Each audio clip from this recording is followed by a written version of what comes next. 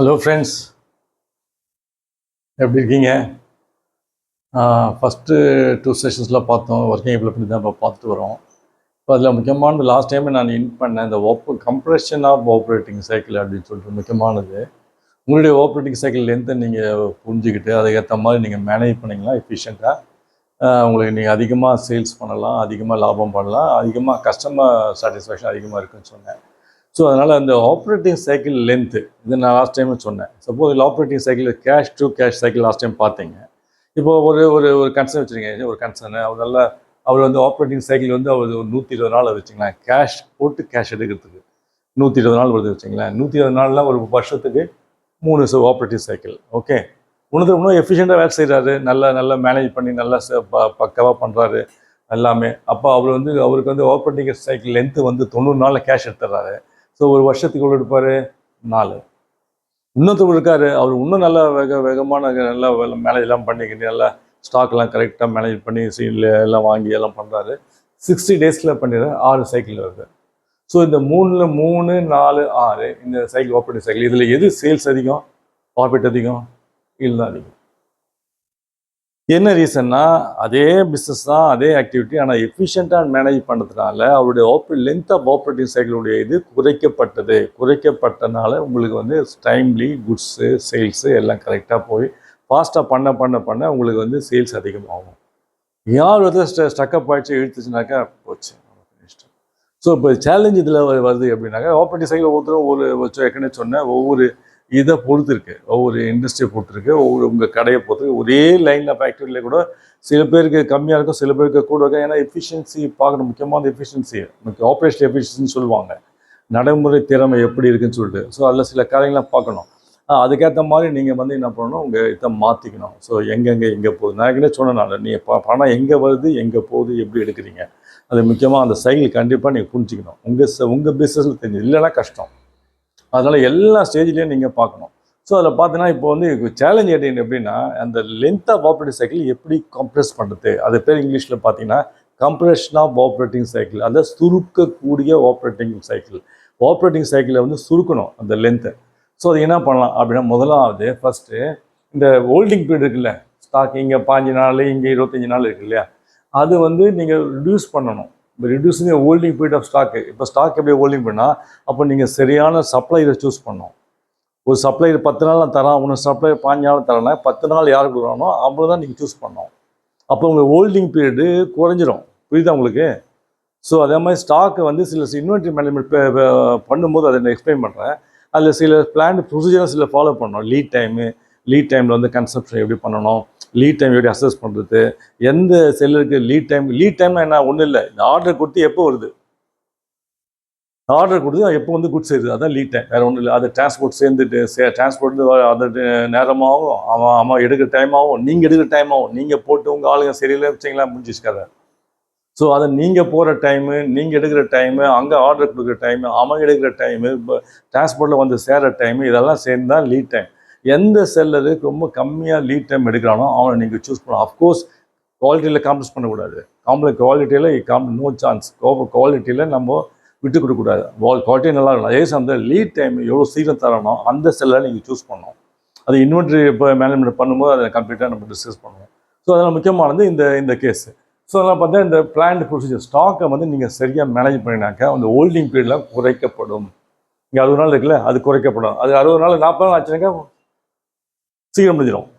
So அப்போ நீங்கள் அதுக்கேற்ற மாதிரி நீங்கள் ஸ்டாக்கை சரியாக மேனேஜ் பண்ணணும். ஸ்டாக் ஹோல்டிங்கை குறைக்கணும். அப்போது சரியாக பிளான் பண்ணணும், சரியாக எஸ்டிமேட் பண்ணணும், சரியான செலரை செலக்ட் பண்ணணும். இதான் பல காரியங்கள் இருக்குது. அப்படிலாம் நீங்கள் பண்ணும்போது இந்த ஹோல்டிங் பீரியட் வந்து உங்களுக்கு குறைக்கப்பட்டால் நீங்கள் operating length of the operating cycle வந்து உங்களுக்கு குறைக்கப்படும். ஒன்று. ரெண்டாவது, average length of production cycle by using உங்கள் ப்ரொடக்ஷன் சைக்கிள் இருக்குல்ல, அது நீங்கள் வந்து குறைக்கணும். அது எப்படி குறைக்குது சார்? அது கண்டிப்பாக குறைக்க முடியும். எப்படின்னாக்கா efficient machinery, up to date டெக்னாலஜியில் இருக்க மிஷினரி வாங்கணும். எந்த மிஷின் அடிக்கடி பிரேக் டவுன் ஆகுது, அடிக்கடி ரிப்பேர் ஆகுதுனாக்கா வேஸ்ட்டு, டிலே ஆகினே போவோம். ஆப்ரேட்டிங் சைக்கிள் லென்த் டிலே ஆகினே போவோம். கஸ்டமருக்கு தெரியாது, இன் டைமில் டெலிவரி கொடுக்க முடியாது. புரியுதா உங்களுக்கு? ஹோட்டலில் வந்து ஒருத்தன் ஆர்டர் பண்ணான், ஒரு தோசை ஆர்டர் பண்ணான், ஒன்று ½ அன் ஹவர் கழிச்சு கொண்டு வந்தால் என்ன எடுத்துக்குவானா? ஹாஃப் அன் ஹவர் கழிச்சு கொண்டு வந்து கொடுத்தான்னா போது சாப்பிடுவான் அவன் ஏஞ்சி போய்டுவான் வெளியில்.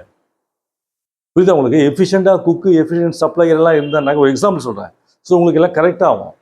அப்படி போன வேகத்தில் வந்து நாங்கள் எத்தனை பேர் நம்ம கடை சொல்லியிருக்கோம். நம்ம போனோன்னே கொடுத்துறாங்கப்பா, நிற்க வேண்டிய அவசியமே இல்லை. இதுதான் முக்கியம், கஸ்டமர் சாட்டிஸ்ஃபேக்ஷன். புரியுதா இல்லையா? S R no? ஸோ இதில் பார்த்தீங்கன்னாக்கா இதுலேருந்து average length of production cycle by using more efficient machinery ஒன்று மிஷின். அதுக்கடுத்தது இம்ப்ரூவிங் லேபர் எஃபிஷியன்சி. உங்கள் ஃபோர்மேன் ஸ்கூல் நல்லா ஸ்கில்டாக இருக்கணும். உங்கள் ஒர்க்கர் ஸ்கில்டாக இருக்கணும். நீங்கள் ட்ரைனிங் கொடுத்துருக்கணும். ஸ்மார்ட்டாக வேலை செய்யணும். ஸோ அப்படி பண்ணும்போது அந்த நல்ல மிஷினரி எதுவும் ரிப்பேர் ஆகாத அப் டு டேட் டெக்னாலஜியோடைய machine up to date technology வச்சுன்னு வச்சிங்களேன், ப்ரொடக்ஷன் வந்து யூனிட்ஸ் அதிகமாக ஒரு அவருக்கு எத்தனை யூனிட்ஸ் ப்ரொடியூஸ் பண்ணுறது சில எப்படி ஃபஸ்ட் கிளாஸ் மிஷின் இது வாங்கினீங்கனாக்கா ஒரு 1 ஹவருக்கு ப்ரொடியூஸ் பண்ண யூனிட்ஸு கூட வரும். ஸோ நல்ல வண்டி மைலேஜ் கொடுக்குற மாதிரி. ஸோ புரியுதா உங்களுக்கு? இது வெரி இம்பார்ட்டண்ட்டு. மூணாவது வந்து ஆட்கள். உங்களுடைய ஆட்கள் எப்படி ட்ரெயின் பண்ணியிருக்கீங்க? எல்லாத்துலேயும் நான் சொல்லுவேன்னா கிரேட்டஸ்ட்டு அசெட்டு உங்கள் பிஸ்னஸில் பெரிய சொத்து யாருன்னா ஃபஸ்ட்டு உங்கள் ஆட்கள் தான். மேன் பவர் அதுதான் பெஸ்ட்டு அசெட். அங்கே அது சரியாக இருந்தனா மீதியெல்லாம் செய்யணும். நீங்கள் அன்ஸ்கில்டு லேபரு, சரியான ட்ரெயின் கொடுக்காத ஆள், ஃபோர்மேனு, ட்ரெயினான ஸ்மார்ட்டாக இல்லாத ஒரு ஆள், இவங்களெல்லாம் வச்சுருந்தீங்களா உங்களால் நீங்கள் ஃபினிஷ்டு ஒன்றும் பண்ண முடியாது. ஸோ ஃபோர்மேன் ஷுட் பி பக்கா ஸ்கில்டு, ட்ரெயின் பண்ணணும். ஸோ பிக்கப் பண்ணணும். அது மாதிரி எனக்கு மோட்டிவேட் பண்ணணும். ஹியூமன் ரிசோர்ஸ் ரொம்ப அசெட்டு. கிரேட்டஸ்ட் அசெட் எதுனா, சொத்து எதுனா ஹியூமன் ஆட்கள். ஸோ அதை வச்சு தான் நீங்கள் பிஸ்னஸ் பண்ண போகிறீங்க. மெஷினை வச்சு பண்ண போகிறதில்ல. மெஷினை இயக்கிறதுக்கு ஒரு ஆள் வேணும், கம்ப்யூட்டர் இயக்கிறதுக்கு ஒரு ஆள் வேணும். ஸோ அதுதான் எஃபிஷியன்சி, அதுதான் முக்கியமானது. ஸோ அதனால் நீங்கள் அந்த மாதிரி வந்து இந்த ரெண்டுமே அதுக்கு செகண்ட் அப்போ 3 இருக்குது. 3 M man machine material. Man machine material first எது வருது? மேன் ஆட்கள், மெஷின் மெட்டீரியல். ஸோ இது வந்து man machine material. Okay. So இது 3 எஃபிஷியண்டாக வேலை செய்யும் போது இந்த ஆப்ரேட்டிங் சைக்கிள் லென்த் வந்து குறைக்கப்படும். அதுக்கடுத்து பார்த்தீங்கன்னாக்கா நீங்கள் கொடுக்குற கிரெடிட்டை, நீங்கள் கஸ்டமருக்கு கொடுக்குற கிரெடிட் கால அளவு நீங்கள் குறைக்கணும். ஸோ கஸ்டமர்கிட்ட நீங்கள் அதிகமாக லாங் டேர்ம் நிலமா 60 நாள் அப்படி கொடுத்தீங்கன்னாக்கா உங்கள்கிட்ட வர வேண்டிய வசூல் கம்மியாகும். 25-30 நாள் கொடுக்கும் போதே உங்களுக்கு கரெக்டாக 30 நாளில் வராது. ஸோ இதனுடைய கால அளவு நீங்கள் உங்கள் கஸ்டமருக்கு நீங்கள் கொடுக்கக்கூடிய கடனுடைய கால அளவு குறைக்கணும். ஒன்று. கடைசியாக நீங்கள் மற்றவங்க கடன் கொடுக்குறாங்க உங்களுக்கு சப்ளையர்ஸ், அந்த கால அளவு நீட்டிக்கப்படணும். ஸோ இங்கே கலெக்ட் பண்ணி இங்கே கொடுத்துடலாம். இங்கே 40 நாள் வச்சிங்களேன், 40 நாள் கரெக்டாக வந்துச்சுன்னா இங்கே 60 நாள் அதுக்குள்ளே கட்டிடலாம். 40 நாள் கொடுக்கும்போதே 40 நாள் வரும்னு நிச்சயம் இல்லை. மார்ஜின் பண்ணி போட்டிங்கன்னா 50 நாள் வருதுன்னு வச்சிங்களேன். இவங்க 60 நாள் உங்களுக்கு கடன் கொடுத்துருக்கு, 60 நாள் பணம் கட்ட சொல்லி நீங்கள் 40 நாளில் 50 நாள் வருது கேஷ் கொடுக்குறான்னு வச்சிங்களேன். கொடுத்தா நீங்கள் இங்கே 60 நாள் தான் எங்கள் டைம் இருக்கு, இன்னும் 10 நாள் கொடுத்துட்டு நீங்கள். ஸோ இதனுடைய உங்கள் கஸ்டமருடைய கடனுடைய கால அளவு நீங்கள் குறைக்கப்படணும். மற்றவங்க உங்களுக்கு கொடுக்கக்கூடிய கால அளவு நீட்டிக்கப்படணும். அப்படி பண்ணும்போது கேஷ் க்ரன்ச் உங்களுக்கு வராது, ஈஸியாக சமாளிக்கலாம், கேஷ் ஷார்ட்டேஜ் வராது. So very important. இது one of the main reasons for avoiding cash crunch. So பார்த்தீங்கன்னா இங்கே வந்து 25 நாள்னாக்க நீங்கள் 25 நாளில் வராது அவனுக்கு, எப்படியும் 40 நாள் ஆகிடும். நான் இங்கே எவ்வளோ இங்கே 60 டேஸ் கொடுத்துக்கிறான். ஸோ நான் எக்ஸாம்பிள் சொல்கிறேன். 40 நாள் வாங்கி 60 நாளுக்குள்ளே நீங்கள் கட்டிட்டு இங்கே வாங்கி இங்கே கொடுத்துடலாம் சப்ளையர். ஸோ அதனால் 4 காரியங்கள் சொன்னேன் முக்கியமானது. ஃபஸ்ட்டு வந்து ஸ்டாக் ஹோல்டிங் பீரியட் குறைக்கணும். ரெண்டாவது உங்களுடைய ப்ரொடக்ஷன் சைக்கிள் லென்த்து குறைக்கப்படணும். எப்படி? நல்ல மிஷினரி, நல்ல ஆட்கள். ஓகே. மூணாவது நீங்கள் கொடுக்குற கடனுடைய கால அளவு குறைக்கணும். மற்றவங்க உங்களுக்கு கொடுக்கக்கூடிய சப்ளைஸ் உங்களுக்கு கொடுக்கக்கூடிய கால அளவு நீங்கள் நீட்டிக்கப்படணும்.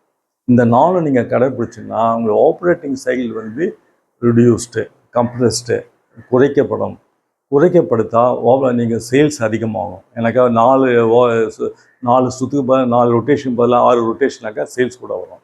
சேல்ஸ் கூட வந்தால் ப்ராஃபிட் கூட வரும். அது மட்டும் இல்லை, கஸ்டமருக்கு டைம்லி டெலிவரி பண்ணினாக்கா அவன் திருப்தியாக போயிடுவான், கஸ்டமர் விட்டு போகவே மாட்டான்.